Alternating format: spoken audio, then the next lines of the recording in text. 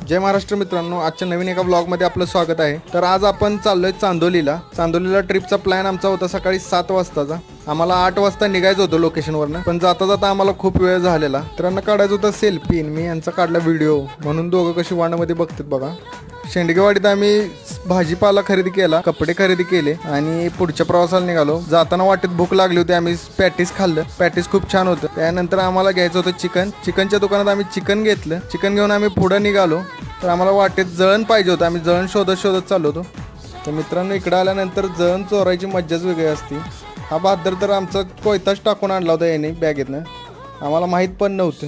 तर आम्ही जळण गोळा केलं, पटापट जळण बांधून घेतलं आणि हा बहादर बघा पटकन जळण गाडीत भरलं आणि आम्ही पुढच्या प्रवासाला निघालो. वाटेत ही कोणती पद्धत आहे आम्हाला सांगा नक्की. ही काय विषय आहे आम्हाला पण माहीत नाही, कॅनमध्ये काय भरतायत. तर तुम्हाला माहिती असेल तर नक्की कमेंटमध्ये सांगा. तर मित्रांनो, विषय घेऊन निघालो आपण पुढं.